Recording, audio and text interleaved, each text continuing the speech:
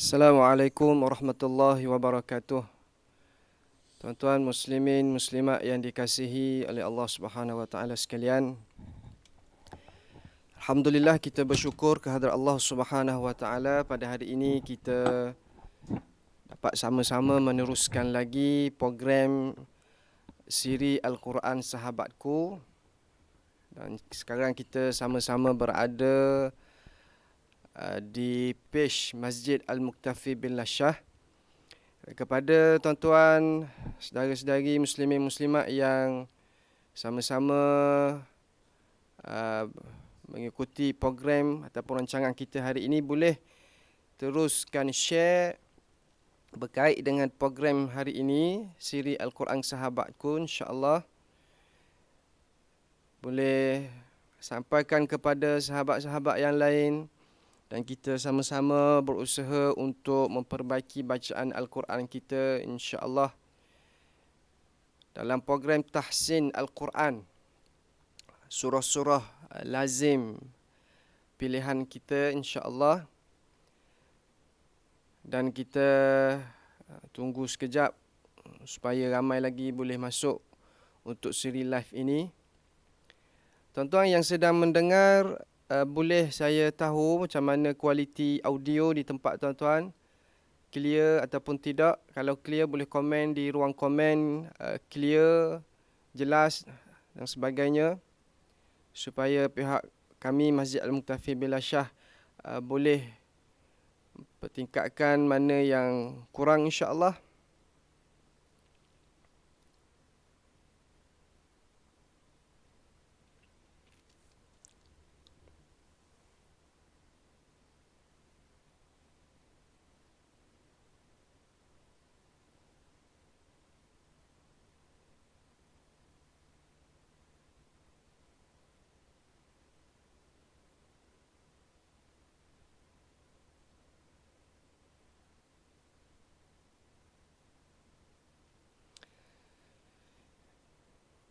InsyaAllah kita sama-sama teruskan untuk hari ini surah Asy-Syarh, ataupun kita biasa sebut surah Alam Nashrah Laka Sadrak, insya-Allah.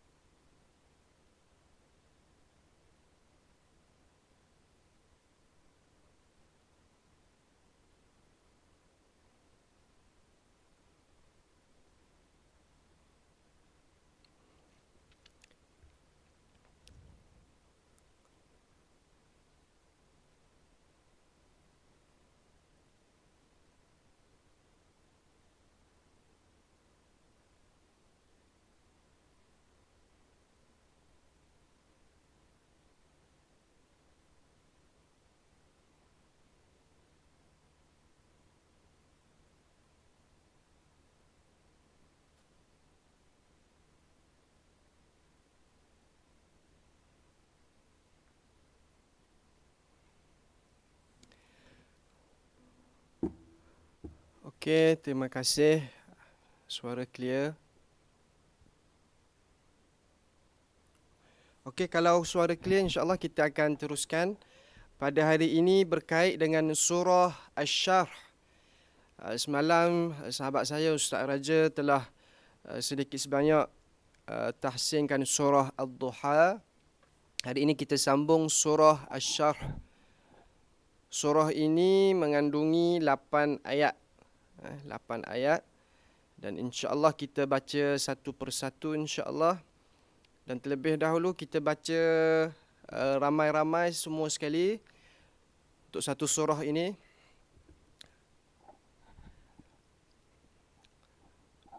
Tuan-tuan boleh share terlebih dahulu mana-mana page ataupun mana-mana grup, supaya ramai lagi boleh dapat manfaat bersama dengan kita hari ini, insya-Allah.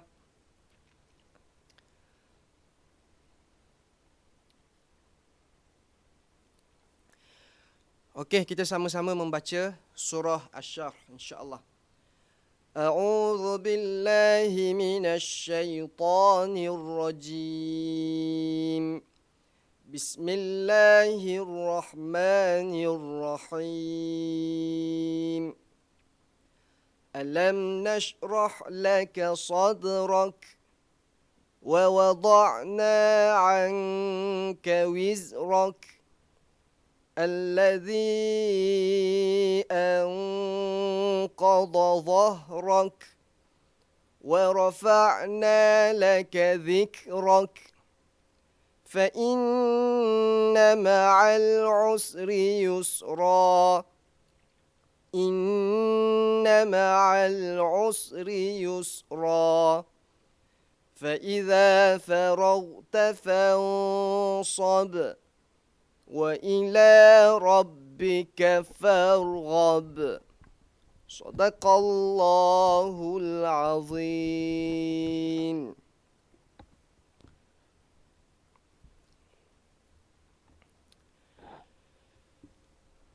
Okey, kita lihat terlebih dahulu ayat yang pertama, insya-Allah. Saya baca sekali lagi, tuan-tuan ikut untuk ayat yang pertama, kemudian kita akan tahsihkan sama-sama insya-Allah.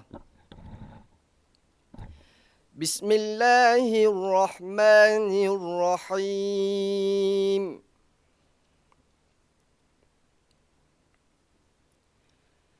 Alam nashrah laka sadrak. Okey. Cuba kita lihat dalam ayat yang pertama ini.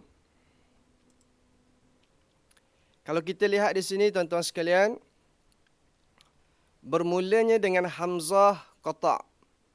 Hamzah yang berbaris di atas bunyinya a. A. Jangan kita sebut dengan bunyi a. Ada juga yang baca dengan a. Alam, a. Alam. Okey. Jadi huruf hamzah ini barisnya di atas bunyinya a. A. Kemudian kita lihat pada huruf mim adanya tanda sukun, iaitulah tanda mati, bertemu dengan huruf nun. Dalam ilmu tajwid di sini hukumnya ialah izhar syafawi. Izhar syafawi. Apa makna izhar? Izhar adalah bacaan yang jelas, terang dan nyata. Dan bila disebut syafawi merupakan huruf bibir, disebut syafawi. Jadi di sini tuan-tuan sekalian, bila mana mim sukun bertemu dengan nun, hukum izhar syafawi ini bacaannya tidak dengung dengan sempurna. Tidak dengung dengan sempurna. Maknanya, hukum izhar syafawi ke, hukum izhar halki ke, sebenarnya dia ada sedikit dengung. Tapi tidaklah sama dengungnya seperti mana hukum idgham bil ghunnah, dengan hukum wajibul ghunnah, dengan hukum ikhfa hakiki dan sebagainya, iqlab. Izhar syafawi dan izhar halki, dia ada sedikit dengung, tapi bukan dengung yang sempurna. Sebab itu kalau ada asatizah yang mengatakan izhar halki ini huruf dengung, huruf bacaan jelas, terang dan nyata tanpa dengung, sebenarnya itu sedikit kesilapan. Kerana izhar halki ke, izhar syafawi ke, dia ada juga dengung walaupun sedikit. Dan kalau kita perhatikan di sini pun huruf mim itu sendiri pun adalah huruf khayshum. Huruf ini sendiri pun dah ada dengung sebenarnya. Jadi bacaan kita ialah jelas dan nyata. Jelas apa dia? Jelaskan huruf mim di sini. Alamna. Alamna. Kalau kata tidak ada dengung langsung, tak tahu nak baca macam mana. Alamna. Sedangkan mim itu sendiri pun dah ada dengung sebenarnya, sebab dia dah huruf khayshum, huruf hidung. Baik. Macam mana kita nak kenal hukum izhar syafawi ni tuan-tuan sekalian? Ni boleh tuan-tuan note ataupun tulis sebagai nota dan sebagainya untuk dijadikan ingatan panduan selepas ini. Apabila huruf mim sukun bertemu dengan huruf selain mim dan ba. Saya ulang ya. Apabila mim sukun bertemu dengan huruf selain mim dan ba, maka hukumnya ialah izhar syafawi. Kalau di sini adalah huruf nun. Huruf nun di sini menunjukkan bukannya huruf mim, bukannya huruf ba, maka hukumnya ialah izhar syafawi. Jadi bacaannya jelas dan terang. Nyata. Alamna. Alamna. Jangan dengung. Jangan dengung yang sempurna. Jangan jadi alamna. Itu salah bacaannya. Alamna. Alamna. Boleh insya-Allah? Okey, terus. Kemudian huruf shin yang sukun. Ingat tuan-tuan, huruf shin merupakan salah satu daripada huruf hamas. Fahathahu syakhsun sakat. Ada 10 huruf yang disebut sebagai huruf hamas. Huruf hamas ni dia ada angin sikit. Jadi bila dia sukun ni tuan-tuan sekalian, jangan jadikan ianya sebagai huruf qalqalah. Jangan kita baca alam nasyrah, nasyrah. Jangan. Pegang betul-betul huruf shin ini. Sebab dia adalah huruf hamas. Alam na, alam nash, alam nash. Okey. Huruf shin. Kita kena tahu makhraj hurufnya kat mana huruf shin. Huruf shin tempat keluarnya ialah di pertengahan lidah. Di pertengahan lidah ya. Jadi bila kita baca alam na, alam nashrah, alam nash. Macam tu. Okey. Kemudian kita lihat selepas huruf shin yang sukun ini adanya huruf ra. Ra yang berbaris di atas. Ramai juga dalam kalangan kita tuan-tuan muslimin muslimat, apabila huruf ra yang berbaris di atas, ramai yang baca dengan ra. Sedangkan bunyinya ialah ra. Ra. Ingat, huruf ra yang berbaris di atas ataupun berbaris di hadapan, dia disebut sebagai tafkhim. Apa itu tafkhim? Tebal. Tafkhimur ra. Tebal bacaan bagi huruf ra ini. Jadi tebal ni tidaklah sebagai ro. Dia bunyi ra. Alam nashra. Alam nashra. Jangan dibaca dengan alam nashru. Okey. Alam nashra. Kemudian selepasnya ada huruf ha, tanda sukun. Ha di sini juga huruf hamas. Bila dia sukun, kita kena keluarkan sedikit angin tu. Alam nashrah. Nashrah. Jangan dibaca nashrah. Salah. Nashrah. Alam nashrah. Tapi kena ingat, jangan jadikan ianya putus di sini. Jangan sebab kita nak jaga huruf hamas bagi huruf shin, jangan sampai putus bila mana kita nak masukkan huruf ra. Bimbang takut ada saktah. Kalau kita baca putus, ia akan jadi alam nashrah. Nashrah. Sebenarnya dia tak perlu putus, cuma jangan erek je. Jangan sampai jadi qalqalah ataupun jadi meleret. Alam nashrah. Macam tu. Jangan disebut alam nashrah ataupun alam nashrah. Okey. Dia simple je sebenarnya. Dia relax saja. Alam nashrah. Okey, kemudian huruf ha pun sama, dia bukan huruf qalqalah dan dia adalah huruf hamas seperti mana huruf shin tadi. Ingat huruf hamas ada 10. Fa, ha, tha, ha, shin, kha, sad, sin, kaf, ta. Huruf hamas ada 10. Okey. Dan kena pastikan di sini tuan-tuan sekalian, huruf ha merupakan huruf halqum. Huruf ha berada di pertengahan halqum. Ini pertengahan. Jangan bertukar lagi seperti mana saya dah jelas pada tahsin kita dalam surah Al-Fatihah sebelum ini. Jangan tertukar dengan huruf ha ataupun huruf ha simpul tu. Jangan kita baca alam nashrah la, nashrah la. Alam nashrah.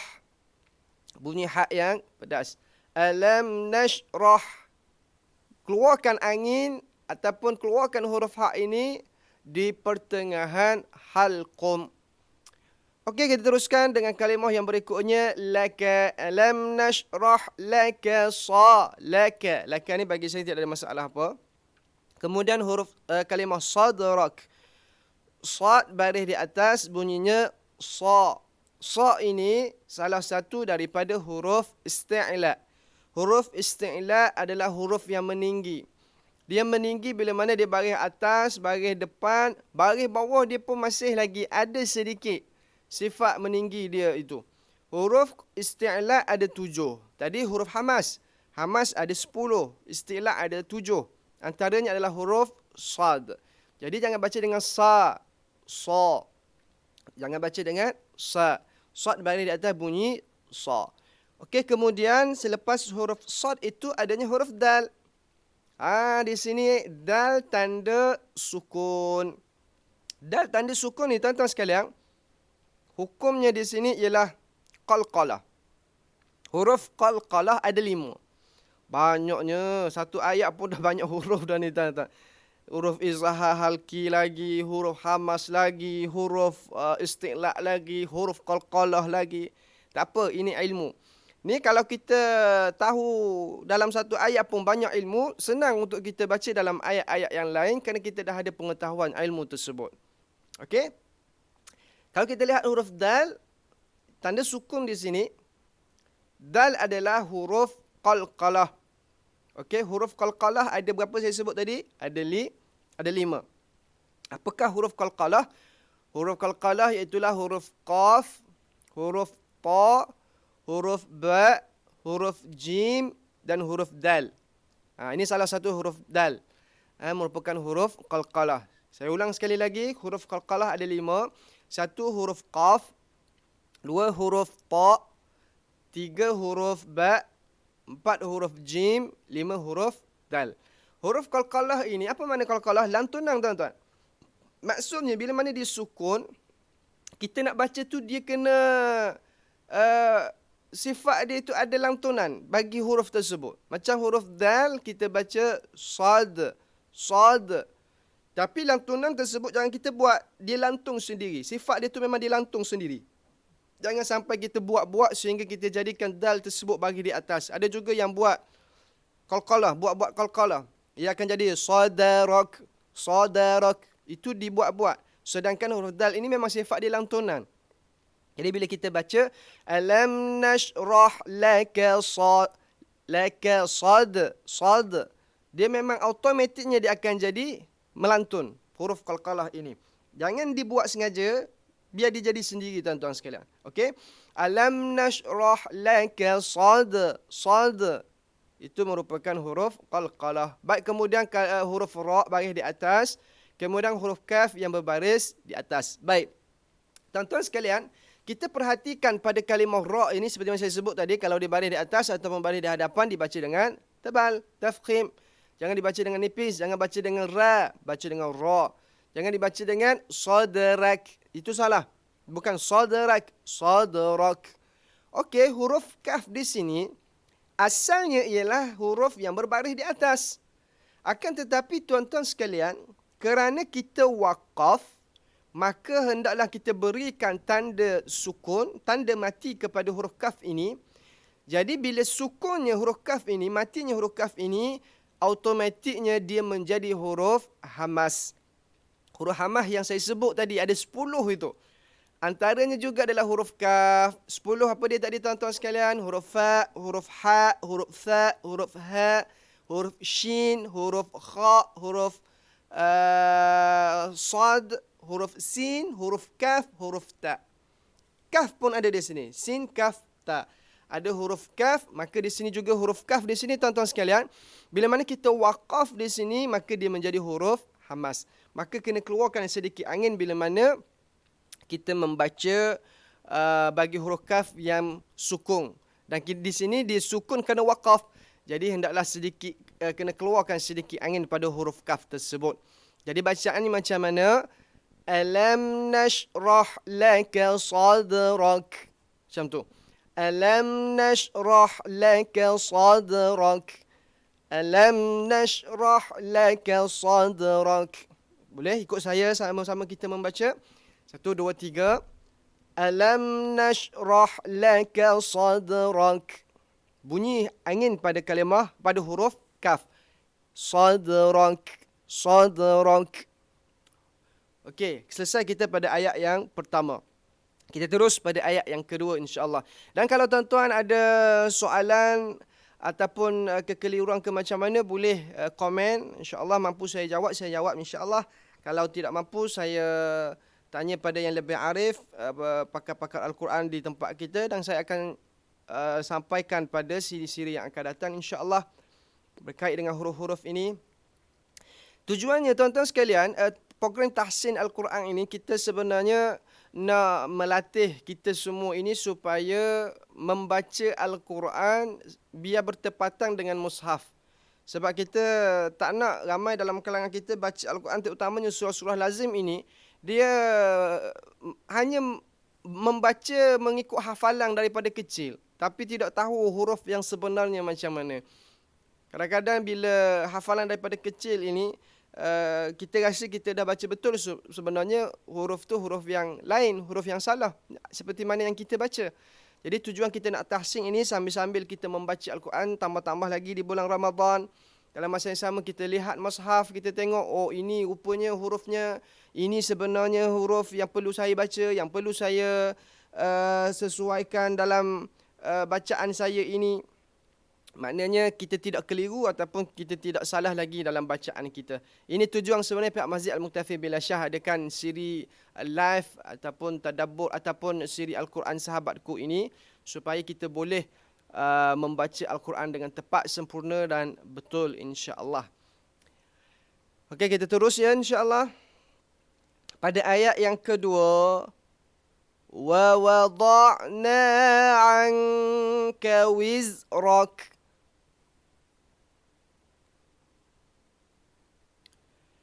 Okey, pada ayat yang kedua ini tuan-tuan sekalian, huruf waw yang berbaris di atas bunyinya wa. Wa, jangan wa. Jangan disebut dengan wa. Ramai yang baca dengan wa. Contoh bila mana bertemu dengan kalimah Allah. Kalimah Allah. Contoh bila dibaca wallahu, wallahu. Ataupun dalam surah Al-Ikhlas, qul huwallahu. Sebenarnya bukan qul huwa, qul huwa. Sama juga dengan wa, wallah, bukan wallah. Jadi kena jaga di sini, kita latih terus bacaan kita di sini tuan-tuan sekalian, supaya huruf waw kita ni kita kekalkan dengan bunyi wa, wa, wa, wa, wa. Okey, di sini adanya dua huruf waw. Wa, wa, wa, wada'na, wa, wada'na. Ingat di sini huruf ain. Saya dah jelas sebelum ini huruf ain kat mana tempat keluarnya tuan-tuan. Huruf ain makhrajnya ialah di pertengahan halqum. Pertengahan halqum, sama seperti mana huruf ha ini. Huruf ha pun berada di pertengahan halqum. Huruf ain pun berada di pertengahan halqum. Ain, a, ha, a, ha, a, ai, u, berada di sini. Bukan di hidung ataupun bukan di pangkal halqum. Kalau di hidung akan jadi sengau. Wa wada' itu di hidung. Wa wada'na itu tak tepat. Kalau kita berada di pangkal halqum, dia akan jadi huruf hamzah. Wa wada'na, wa wada'na.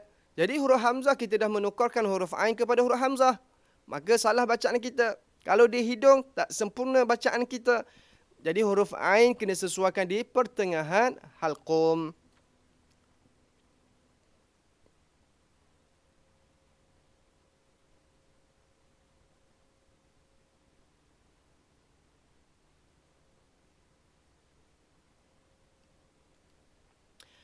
Okey, kita teruskan dengan huruf nun yang berbaris di atas dan selepasnya ada huruf alif.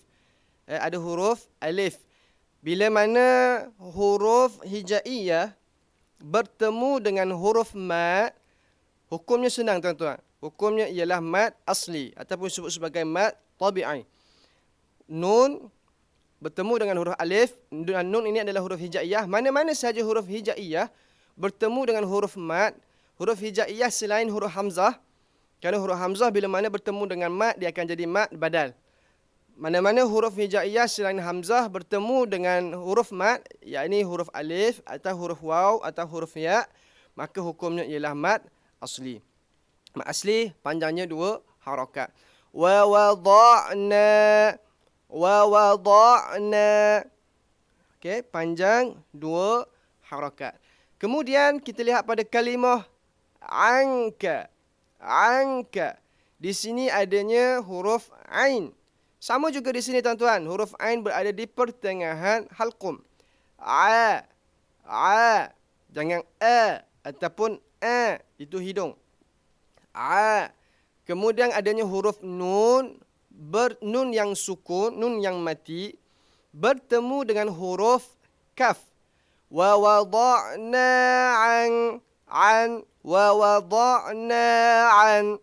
Nun sukun bertemu dengan huruf kaf di sini hukumnya ialah ikhfa hakiki. Ikhfa hakiki.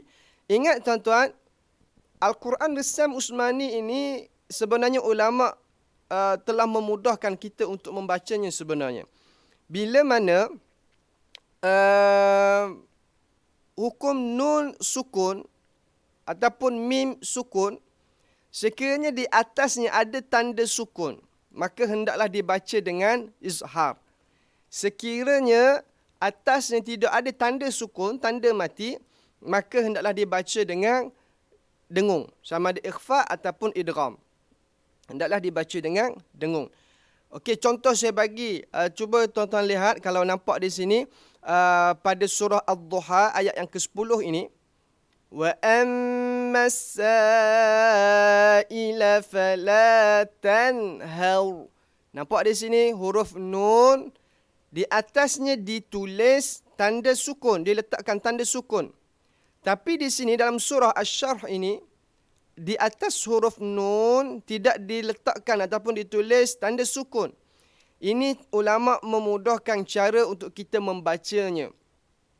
Iaitu bila mana adanya tanda sukun seperti mana dalam surah Ad-Duha ini, maka tidak perlu dibaca dengan dengung yang sempurna. Hendaklah dibaca dengan jelas dan terang. Tapi jika tidak ada tanda sukun, maka dibaca dengan dengung. Okey. Nun sukun bertemu dengan huruf kaf, hukumnya izhar halqi.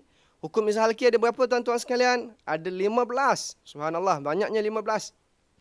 Ada huruf sin, ada huruf ta, ada huruf jim.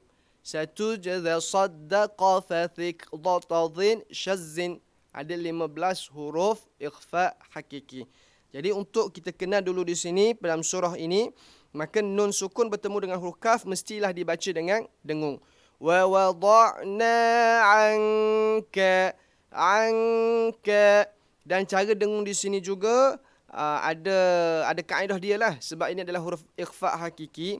Dia sedikit ke dalam hampir kepada pangkal lidah. Kerana huruf kaf ini merupakan huruf yang berada di pangkal lidah.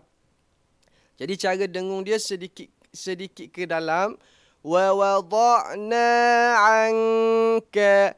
Wa wada'na anka. Kalau kita dengung biasa, dia akan jadi wa wada'na anka. Anka. Tapi dia sedikit ke dalam kerana bertemu dengan huruf kaf. Jadi dibaca dengan anka. Wa wada'na anka. Di sini kalau tuan-tuan, para pendengar ingin mendapatkan bacaan yang lebih tepat, carilah guru-guru untuk tahsinkan bacaan di hadapan guru-guru supaya guru-guru dapat ikrarkan ataupun iktiraf bacaan tuan-tuan yang sebenarnya. Cuma dari sudut tahsin kita pada hari ini lebih kepada teori yang mana perlu kita jaga hukum-hukum tajwid di dalam surah-surah yang kita pilih ini insya-Allah. Okey, kita terus wizrak. Sama juga kita waqafkan dengan huruf kaf yang berbaris di atas ini dengan tanda sukun kerana waqaf. Asalnya wizraka, wizraka. Tapi disebabkan kita ingin berhenti di sini, maka kita sukunkan kalimah kaf ini kepada tanda mati. Jadi hukumnya ialah di sini adalah huruf hamas. Maka hendaklah dibaca dengan angin, dengan hamas. Wizrak. Sama seperti mana sadrak tadi. Tapi sekiranya kalau kita nak sambung bacaan, maka dia tidaklah menjadi huruf hamas lagi. Dia hamas bila mana dia sukun. Bila mana bila mana dia jelas bunyi hamas itu bila mana sukun waqaf bila mana sukun kerana waqaf. Lebih jelas bunyi huruf kaf ini. Wa wada'na 'anka wizrak. Wizrak bunyi angin. Okey, selesai kita pada pada ayat yang kedua. Kita terus pada ayat yang ketiga insya-Allah. Saya baca terlebih dahulu, tuan-tuan semua ikut.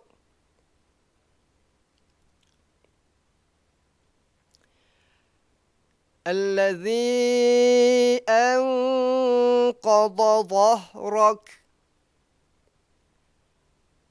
Lagi sekali. Allazi anqadha dhahrak.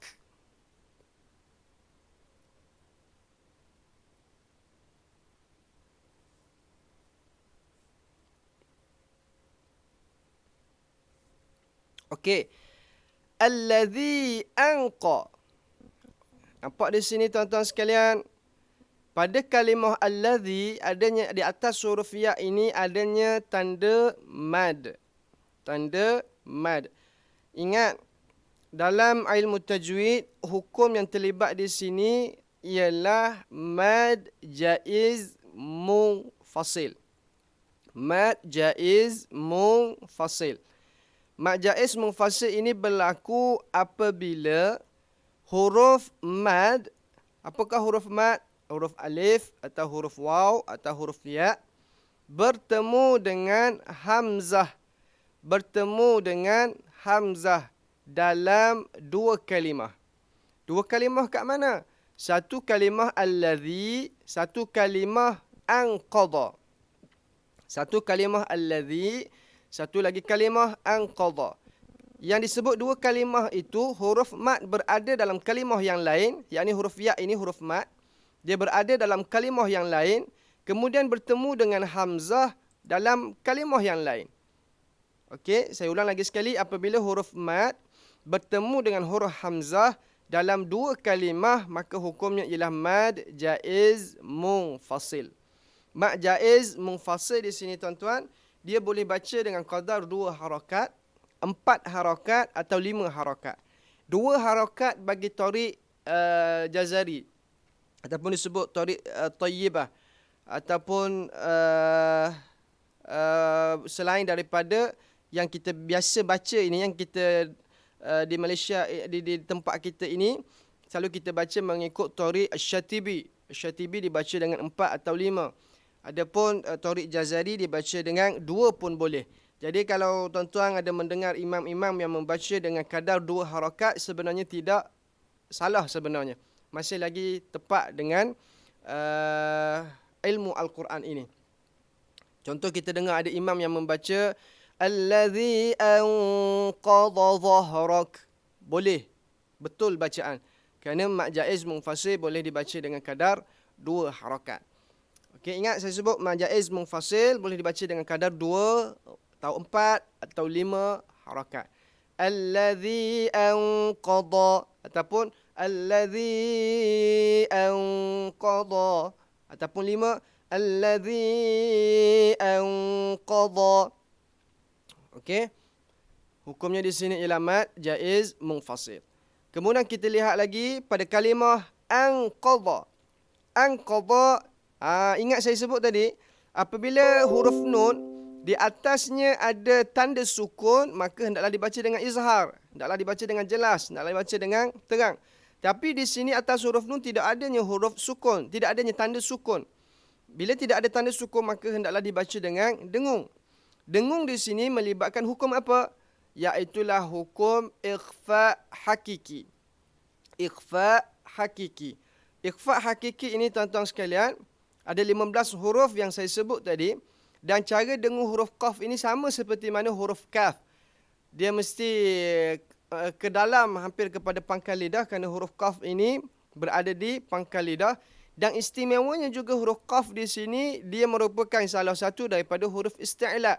Maka hendaklah diberikan hak isti'la tersebut. Okey. Jadi cara dengungnya ialah anqa. Anqa. Kalau kita baca anqa, itu tidak berapa tepat dari sudut bunyi dengungnya. Anqa. Anqa. Dia ke dalam, sebab dia ni huruf qaf, huruf yang berada di pangkal lidah, dan dia juga adalah huruf isti'la. Jadi cara dengung lagi sekali saya sebut anqa. Anqa. Alladhi anqa. Anqa. Begitu cara bacaannya. Kemudian huruf dha yang berbaris di atas tidak menjadi masalah mana. Cuma sebutan huruf dha ini ramai lagi yang sukar untuk menyebutnya, kerana huruf dha ini berada di tepi lidah yang bersentuhan dengan gigi gerham sama ada kiri ataupun kanan. Dan huruf dha perlu kepada pengakuan daripada guru-guru untuk membenarkan bacaan sebutan kita ini. Maka carilah guru-guru tuan-tuan untuk perbetulkan bacaan kita. Okey, kemudian pada kalimah dhahrak. Kalimah dhahrak di sini huruf ha yang sukun. Ingat huruf ha dia tidak sama dengan ha yang berada di pertengahan halqum. Huruf ha yang berada di pangkal halqum. Dhah. Jangan dibaca dengan dhah. Ha berada di pangkal halqum. Kemudian ra berbaris di atas, kaf baris di atas, dan kita sukunkan kerana waqaf, sama seperti mana hukum-hukum sebelum ini yang kita dah sebut sebelum ini. Sadrak, wizrak, dhahrak, sama. Okey, kemudian pada ayat yang keempat, saya baca terlebih dahulu, tuan-tuan ikut. Wa rafa'na laka dhikrak.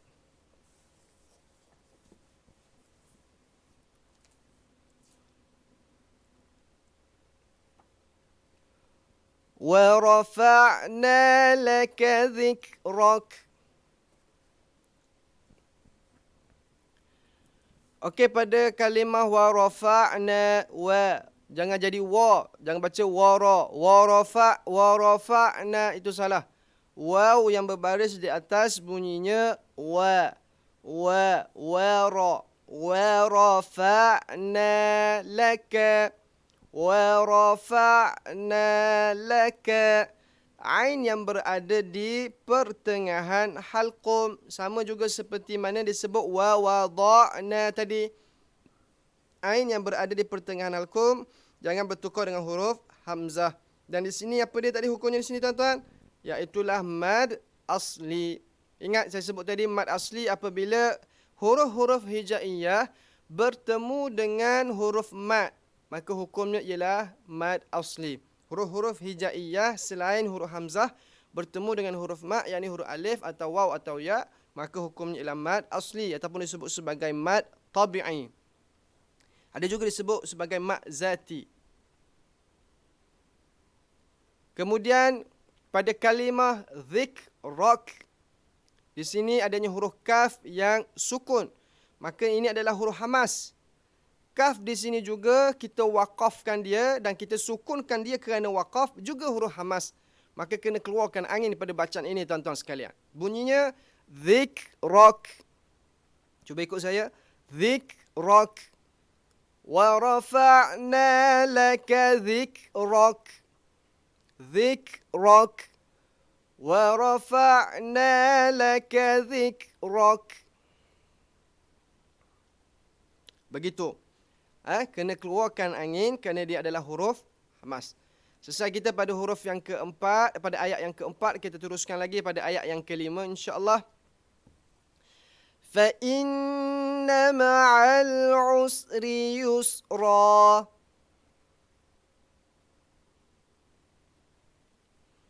Fa inna ma'al usri yusra. Okey, pada ayat yang kelima, adanya di sini nun yang bersabdu. Bila ada nun yang bersabdu, maka hendaklah dibaca dengan dengung. Ada dua huruf yang bersabdu, mesti dibaca dengan dengung, tuan-tuan. Satu huruf nun, yang kedua adalah huruf mim. Nun dan mim. Nun yang bersabdu, mim yang bersabdu, mestilah dibaca dengan dengung. Fa inna. Okey, jangan dibaca dengan fa inna, mesti dibaca dengan dengung. Fa inna. Dan kena perhatikan, kena jaga-jaga sebelum huruf nun ini adanya huruf hamzah yang berbaris di bawah. Jangan dibaca dengan a. Fa inna itu seperti kanak-kanak yang mengaji kecil-kecil dulu. Fa inna. Kalau budak-budak kan, kalau dia ngaji, dia baca je. Tapi dia tak tahu baris tu bunyi macam mana. Sama macam kita dengar kan, budak-budak baca Bismillahirrahmanirrahim. Bismillahirrahmanirrahim. Kalau sudut telinga kita dengar tu, betul lah dia sebut. Tapi dari baris semua tu tak sempurna lah. Jadi kita yang dewasa ini, yang belajar ini, pastikan kita ubah sebutan kita, bacaan kita selepas ini. Kalau kita baca A sebelum ini, lepas ni kita baca dengan I. Fa inna. Jangan dibaca dengan fa inna. Boleh? InsyaAllah. Fa inna. Dengung dua harakat. Kemudian pada kalimah ma'al usri. Di sini pada kalimah al-usri ini adanya alif lam. Alif lam di sini adalah alif lam qamariyah ataupun disebut sebagai izhar qamari. Dibaca dengan jelas. Jelas apa dia? Jelaskan huruf lam di sini. Jadi adanya hamzah wasal, adanya huruf lam yang sukun, hendaklah dibaca dengan jelas kerana hukum di sini adalah alif lam qamariyah ataupun izhar qamariyah, izhar qamari. Maka bila dibaca dengan kalimah ma'al, jangan hilangkan alif lam di sini, tuan-tuan. Sebab ramai yang baca fa inna ma'a usri yusra, dia akan jadi panjang pada ain. Ma'a usri yusra. Sebenarnya fa inna ma'al'u. Okey, dan ain merupakan huruf pertengahan halqum, sama macam tadi. Fa inna ma'al usri. Fa inna ma'al usri. Dan sin juga huruf hamas, jangan jadikan qalqalah. Ma'al pegang betul-betul. Fa inna ma'al usri. Fa inna ma'al usri. Dan sin, huruf yang berada di hujung lidah. Jadi tiga beradik di hujung lidah ni, tuan-tuan. Ada huruf zai, ada huruf sad dan adanya huruf sin. Jangan bertukar sin di sini dengan huruf sad ataupun huruf tha. Jangan dibacakan us ataupun dibaca dengan huruf tha, us. Hati-hati di sini. Ini adalah huruf sin. Fa inna ma'al usri. Ra yang berbaris di bawah. Ingat, kalau sebelum ini saya sebut ra yang berbaris di atas ataupun di hadapan, contoh ra ini baris di atas, ra ini baris atas, dan juga berbaris di hadapan, mesti dibaca dengan tebal, mesti dibaca dengan tafkhim. Kalau ra yang berbaris di bawah, dia hendaklah dibaca dengan tarqiq. Tarqiq di sini ialah nipis. Maksud nipis, ra itu tidak dibaca dengan tebal sepertinya berbaris di atas ataupun baris di hadapan. Contoh saya baca fa inna ma'al usri. Kalau tebal dia akan jadi fa inna ma'al usri. Itu tebal, itu salah. Ra yang berbaris di bawah mesti dibaca dengan nipis. Fa inna ma'al usri. Usri. Kemudian pada kalimah yusra. Yusra. Sin sukun sama hamas. Dan ra yang berbaris dua di atas. Ini kalimah ini disebut kalau kita baca untuk kalimah ini saja ialah yusran. Yusran. Okey, yusran. Tapi kita nak wakafkan di sini, kita nak berhentikan di sini, maka tanwin ini ditukarkan kepada huruf alif. Tanwin di sini ditukarkan kepada huruf alif. Maka hukum di sini dipanggil sebagai mad iwad.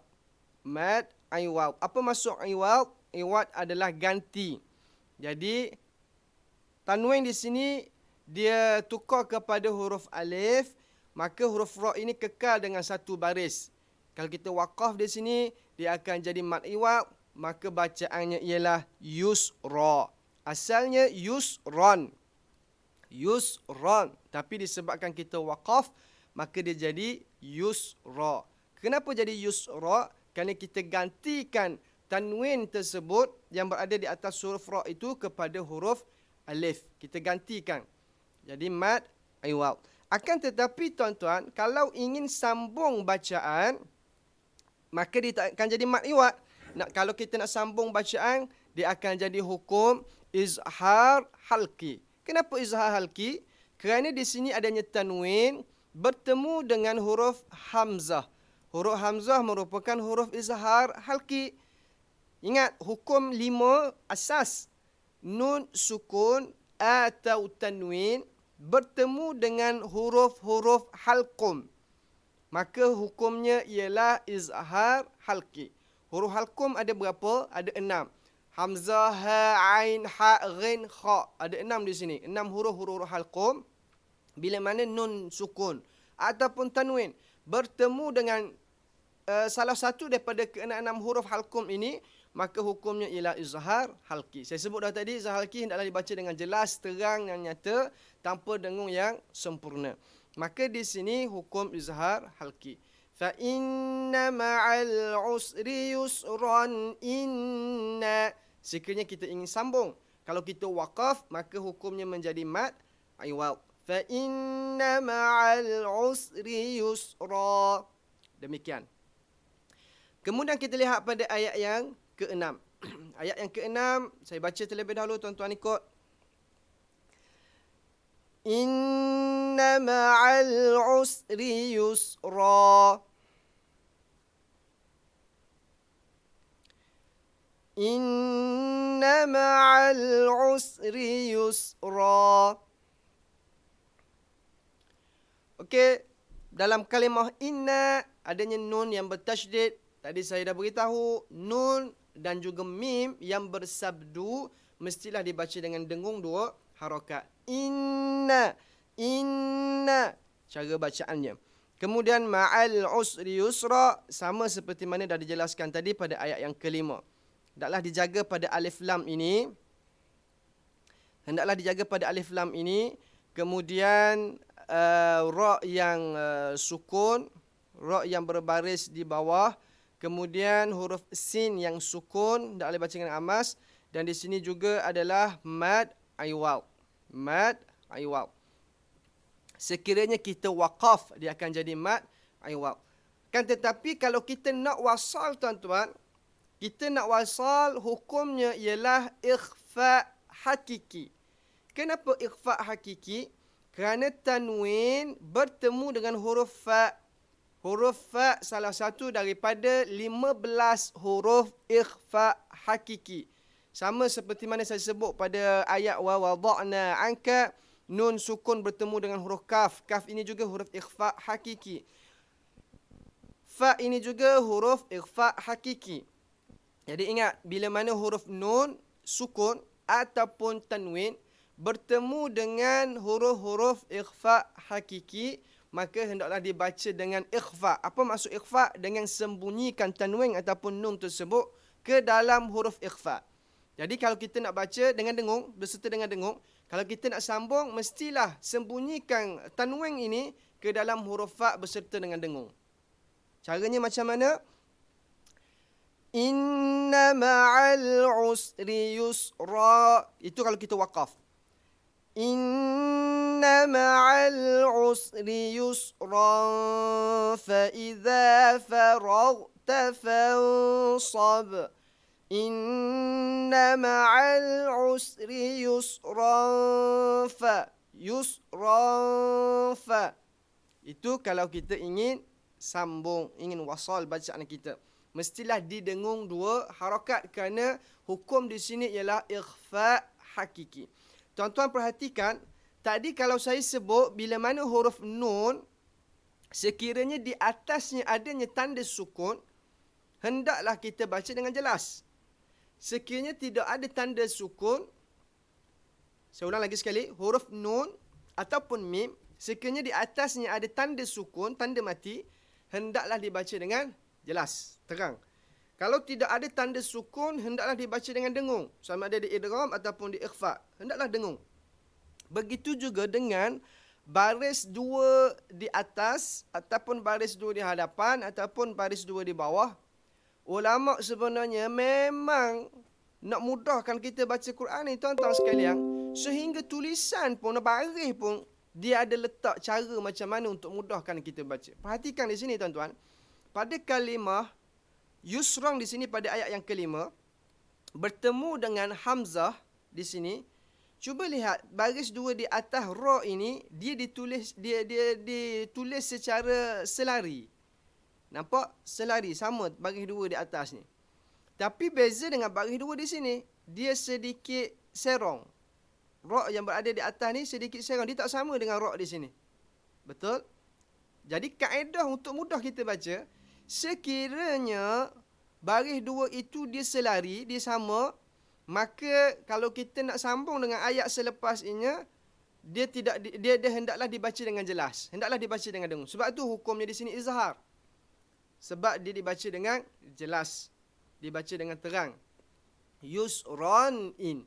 Tapi kalau kita jumpa baris dua di atas yang berbentuk begini, yang tidak selari seperti ini, tuan-tuan, maka hendaklah dibaca dengan dengung bila mana kita nak sambung dengan kalimah yang berikutnya, ayat yang berikutnya. Ini satu kaedah yang ulama nak mudahkan kita baca sebenarnya. Nun ada tanda sukun, mim sukun, tak payah dengung, tak payah, kena baca dengan jelas.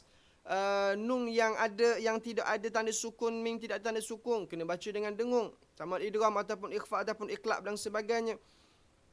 Begitulah ulama menyusung untuk mudahkan kita baca Al-Quran. Tapi sekarang, tuan-tuan, kita banyak sangat alasan untuk kita tidak membaca Al-Quran. Padahal Al-Quran yang kita ada sekarang ini, yang sedia ada dah, subhanallah, ulama susung dengan resamnya, dengan dhabnya, dengan barisnya, subhanallah. Kalau nak banding dengan Quran zaman sahabat, zaman Nabi dulu, tak ada titik pun nak baca. Hari ini ada titik mudah untuk kita baca, tuan-tuan sekalian. Maka bersyukurlah kita atas usaha para ulama yang nak pastikan kita semua ini bersahabat, bertemankan dengan Al-Quran. Okey, kita terus. Ayat yang ke-7. Kita ada 2 ayat lagi, insya-Allah. Hampir 1 jam pertemuan kita hari ini. Apa, kita habiskan pada ayat yang ke-7. Saya baca terlebih dahulu, tuan-tuan ikut. فَإِذَا فَرَغْتَ فَانصَبْ فَإِذَا فَرَغْتَ فَانصَبْ. Okey, pada kalimah fa'iza, di sini adanya huruf zal. Huruf zal di sini, tuan-tuan sekalian, jangan bertukar dengan huruf zai. Zai yang kaki panjang tu sama huruf bentuk macam huruf ra, tapi ada titik ke atas. Itu zai. Ini zal sama macam huruf dal dan dia ada titik ke atas. Huruf zal bunyinya dia berada di antara 2 gigi kita ni. Gigi atas, gigi bawah, tengah-tengah. Ada 3 beradik, tuan-tuan. Huruf zal, huruf tha dan juga huruf dha. Tha, dha, dha. Jadi hendaklah dibaca dengan zal. Jangan dibaca dengan za. Kalau kita baca faiza, fara, faiza, salah bacaan kita. Pastikan baca dengan zal. Faiza. Lihat di sini selepas huruf zal adanya huruf alif. Ingat saya sebut tadi, bila mana huruf hijaiyah selain huruf hamzah bertemu dengan huruf mad, maka hukumnya ialah mad asli. Panjang 2 harakat. Fa fa. Dan pastikan juga betul makhraj huruf fa kita ni tuan-tuan. Jangan kita salah seperti mana orang-orang kampung dulu bila dia mungkin sebab terpengaruh dengan huruf-huruf Jawi. Sedangkan di sini adalah huruf fa. Ramai yang sebut dengan huruf pa. Pa. Jangan sebut pa iza parata pangso. Orang kalau mengaji tidak mengikut mazhab begitulah. Pa iza parata pangso. Kemudian dia guna pula parak ni buat ayat bergurau senda. Parakmu kena demikian parak. Fa idza faraqta fang. Ingat hukumnya haram tuan-tuan kita mempermainkan ayat Al-Quran. Pastikan sebut betul-betul huruf fa. Fa ini keluarnya di asyafatain, di 2 bibir. Di 2 bibir dalam kitab-kitab tajwid sebut huruf fa ini terletaknya di perut bibir. Ditulis sebagai perut bibir. Masuk perut bibir macam mana? Dibaca dengan ni. Fa. Jangan dibaca dengan pa. Ataupun kita keluarkan gigi kat luar. Fa. Salah ni. Fa. Itu bunyi huruf fa. Banyak yang berlaku dalam surah Al-Ikhlas. Ramai yang baca Qul huwallahu ahad, Allahus samad, lam yalid walam yulad walam yakul lahu kufuwan. Ramai yang baca dengan huruf fa. Walam yakul lahu kufuwan ahad. Kufuwan ahad, bukan kufuwan. Kufuwan. Fa. Kufuwan. Sama juga di sini fa. Fa idza fa. Bukan pa. Okey, huruf fa. Kemudian huruf ghin yang adanya tanda sukun tuan-tuan sekalian. Fa idza faraghta fansab. Ghin yang mati jangan bertukar dengan huruf ra. Jangan jadi farar ataupun ra ini tukar dengan ghin. Faraghta, bukan faraghta. Ra bagi atas, ra. Faraghta. Ghin kat mana tempat keluarnya? Ghin berada di hujung halqum. Sama beradik dengan huruf kha. Faraghta. Jelaskan terlebih dahulu huruf ghin. Kemudian kalimah fansab, nun sukun bertemu dengan huruf sa. Cuba lihat di sini atas huruf nun ini ada tanda sukun ke tidak? Tidak ada. Seperti mana saya sebut tadi, bila tidak ada mesti dibaca dengan dengung. Fansab. Dan huruf sa ini merupakan salah satu daripada huruf isti'la, maka berilah hak isti'la dengan sifatnya yang meninggi. Fansab. Dan di hujung ini adanya huruf ba yang tanda sukun. Ba yang tanda sukun, maka di sini adalah hukumnya qalqalah. Hukum qalqalah, mesti lantungkan kita punya suara itu. Fansab, lantung dengan semula jadi, jangan buat-buat. Sebab memang disifat demikian, memang disifat lantunang dah. Saya tak mau bahaskan berkait dengan qalqalah sama ada qalqalah sughra ke kubra ke akbar ke, itu perbahasan yang panjang yang perlu kita ikuti kuliah ataupun siri-siri penerangan yang khusus. Ini lebih kepada tahsin Al-Quran. Maka saya nak jelaskan di sini, ba yang tanda sukun mestilah dibaca dengan qalqalah, mestilah dibaca dengan lantunan suara kita. Fa idza faraghta fansab. Okey. Dan ayat yang terakhir pada hari ini insya-Allah saya baca terlebih dahulu, tuan-tuan ikut. Wa ila rabbika farghab. Wa ila rabbika farghab.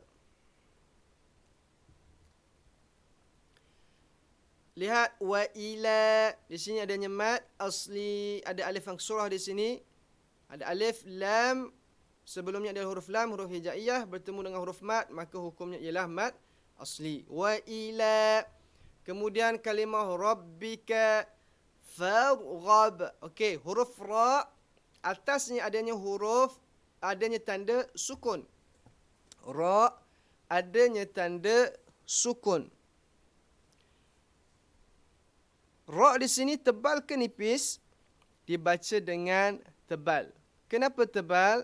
Kerana sebelumnya adanya huruf fa yang berbaris di atas. fa yang berbaris di atas, maka ra ini hendaklah dibaca dengan tebal. Okey. Dia sebenarnya dia berkait dengan fa'il amar di sini. Tapi saya jelaskan untuk mudah kita baca, untuk mudah kita faham. Sebelum ra ini adanya huruf yang berbaris di atas, maka hendaklah dibaca dengan tebal. Ingat, kalau ra yang sukun, sebelumnya ada baris atas ataupun baris hadapan, mestilah dibaca dengan tebal. Kalau ra sukun, sebelumnya berbaris di bawah, hendaklah dibaca dengan nipis. Jadi cara bacanya ialah faur. Wa ila rabbika farghab. Ra dibaca dengan tebal.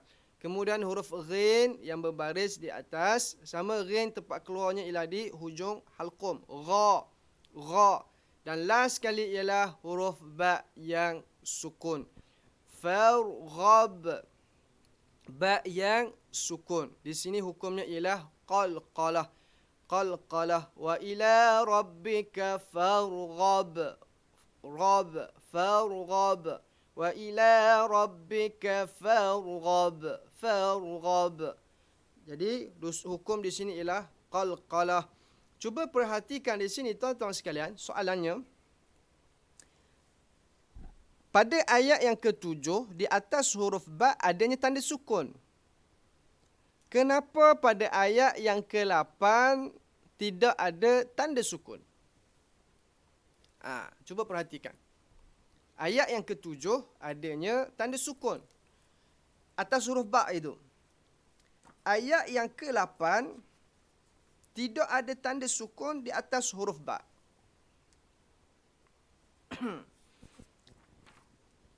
Ada siapa boleh jawab?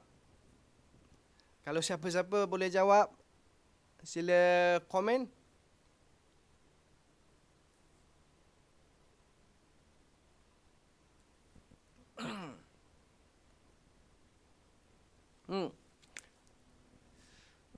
Okey.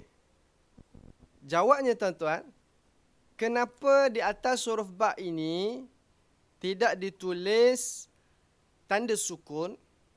Kerana hukum yang berkait di sini ialah idgham mithlain apabila kita sambung bacaan kita. Sambung bacaan mana? Bila mana kita sambung dengan Bismillahirrahmanirrahim. Pada kalimah Bismillahirrahmanirrahim untuk surah yang berikutnya, huruf ba yang sukun bertemu dengan huruf ba pada Bismillah. Ada dua ba di situ, huruf yang sama makhraj, huruf yang sama sifat, maka disebut sebagai idgham mithlain. Yang sama, yang serupa. Jadi sebab itu dia tidak diletakkan tanda sukun atas ini, supaya bila kita ada yang nak sambung bacaan dengan Bismillahirrahmanirrahim, hendaklah disambung dengan memasukkan huruf ba ini. Contoh saya baca, wa ila rabbika farghab bismillahirrahmanirrahim. Okey, dibaca dengan idgham ataupun disebut sebagai idgham kabir. Idgham kabir. Maka sebab itulah tidak ditulis tanda sukun di atas huruf ba pada akhir surah Alam Nashrah Laka Sadrak ini. Okay, tuan-tuan muslimin muslimat yang dikasihi oleh Allah Ta'ala sekalian, para pendengar, alhamdulillah kita dah habis pada tahsin surah Alam Nashrah Laka Sadrak.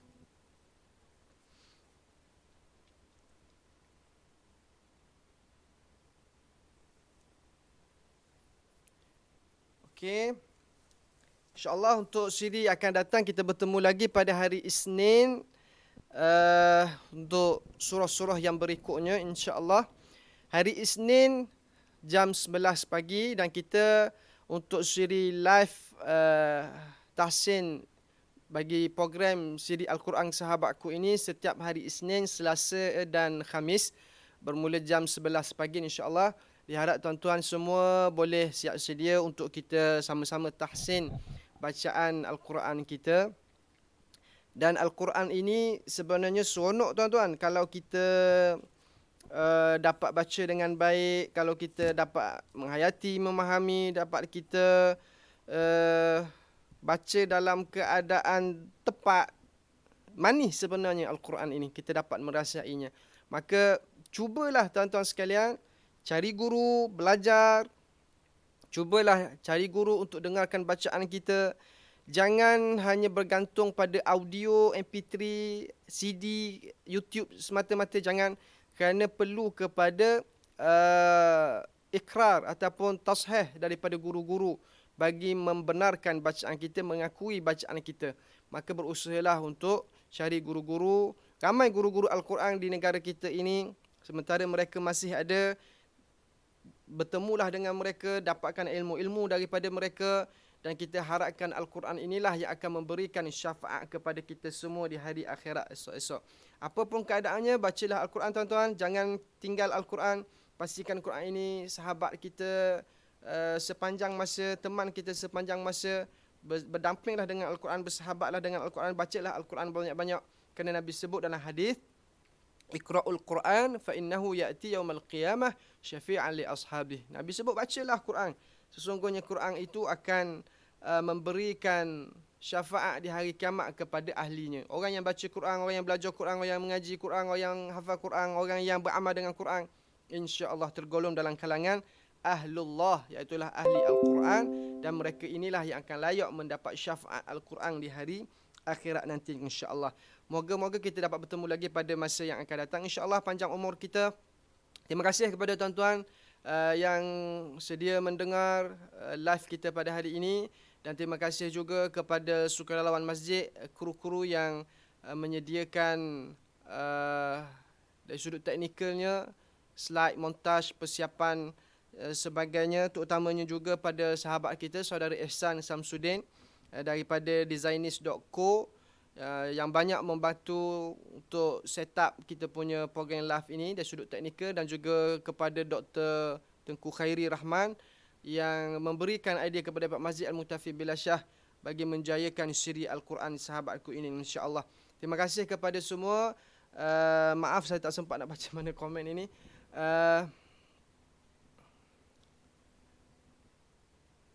Huruf shin ada sifat rakhawah, macam mana nak sebut nashrah?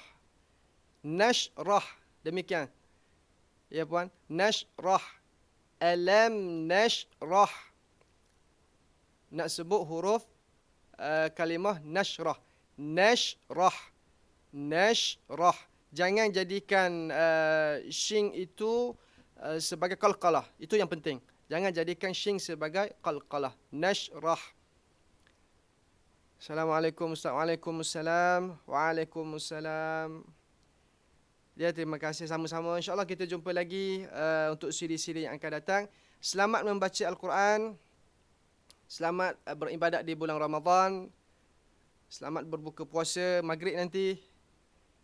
Moga bertemu lagi pada masa yang akan datang, insyaAllah. Terima kasih semua. Jumpa lagi. Assalamualaikum warahmatullahi wabarakatuh.